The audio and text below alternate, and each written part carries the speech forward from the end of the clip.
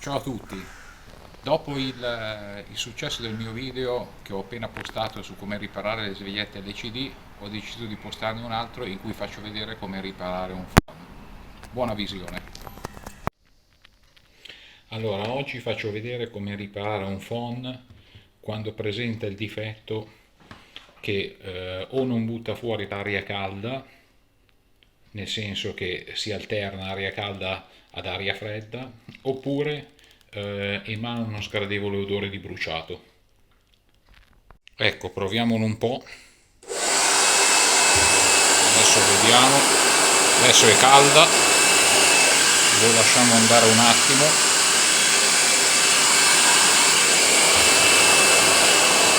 Ecco, adesso inizia a uscire fredda. Allora, diciamo che il problema principale consiste nel fatto che è sporco l'interno, ovvero c'è della polvere attorno alla resistenza. Allora, come possiamo vedere dalla parte dietro, già si vede, io ho tolto la retina che c'era sopra, però già si vede che c'è della polvere accumulata in questa zona. Qua, guarda, e questa è la parte esterna, quindi non oso immaginare come sia dentro. Perché esce aria fredda? Perché la polvere, come dicevo, che si accumula attorno alla resistenza, che è all'interno, dentro questa parte, la resistenza è quella che scalda, che produce comunque l'aria calda. Il motore che c'è qua dietro è una ventola, la ventola spinge l'aria contro la resistenza, l'aria aumenta di temperatura e viene buttata fuori dalla parte frontale. Il fatto è dovuto che diciamo, l'aria calda, la polvere che va sulla resistenza, a un certo punto aumenta troppo di temperatura.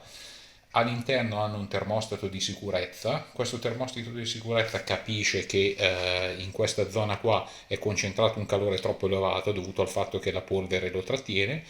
Quindi la termocopia stacca la resistenza e a questo punto inizia a uscire aria fredda. Esce aria fredda per un certo periodo, dopodiché la resistenza a questo punto si raffredda di nuovo, quindi ricomincia a uscire aria calda, ma la polvere fa aumentare eccessivamente la temperatura, quindi il termostato stacca nuovamente la resistenza e di nuovo continua a uscire aria fredda e questo si ripete, diciamo, finché lo utilizzate. Quindi per fare ciò ora lo smonteremo e vedremo cosa bisogna fare, dove va pulito. Naturalmente non vale solo per questi modelli di phon, indipendentemente dalla marca del modello, anche quest'altro, questo l'ho fatto la scorsa settimana, aveva lo stesso problema. La polvere si era accumulata, andava a finire sulla resistenza, ecco, qua si intravedono le resistenze, ora come possiamo vedere è perfettamente pulito all'interno.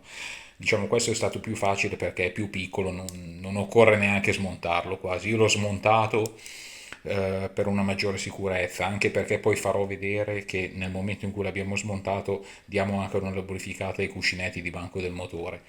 Comunque anche questo soffriva dello stesso problema che poi abbiamo risolto. Allora dai, procediamo con lo smontaggio.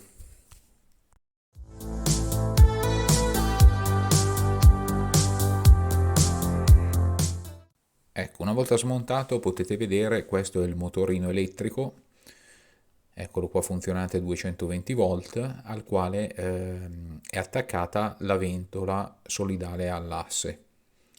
Qui vedete anche il dettaglio delle resistenze che sono quelle che si sporcano con la polvere.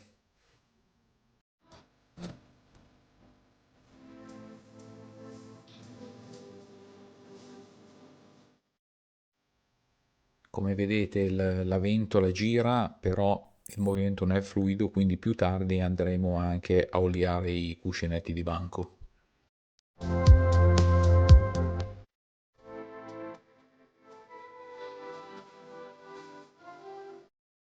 Bene, quindi con la pistola soffiante, con il compressore, se non l'avete potete usare anche una spazzolina o di soffiarlo con qualcos'altro, un altro phon, eccetera, eccetera. Nel mio caso ho il compressore, quindi gli do una bella soffiata a tutte le parti interne con l'aria in modo da espellere tutta la polvere che si è accumulata sulla zona delle resistenze che facevo vedere prima.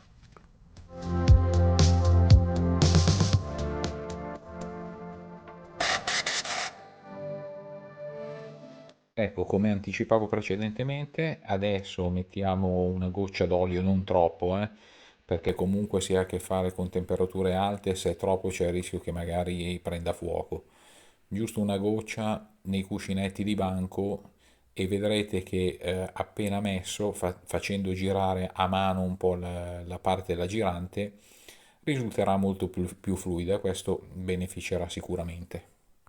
Come olio potete usare o un normale olio da macchina da cucire, che va benissimo, oppure un olio che va bene per tutti, che è il VD40, che è quello che ho utilizzato anche nel mio filmato. Ecco, ora abbiamo finito, possiamo rimontare il tutto.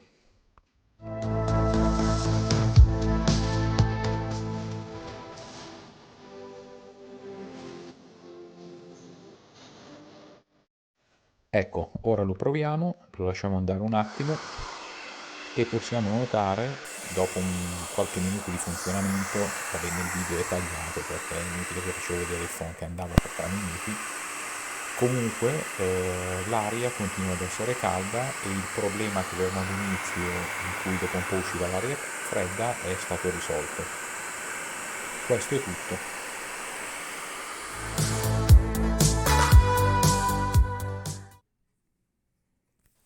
Se vi è piaciuto il video potete mettermi un like e se volete potete naturalmente iscrivervi al mio canale. Grazie e alla prossima.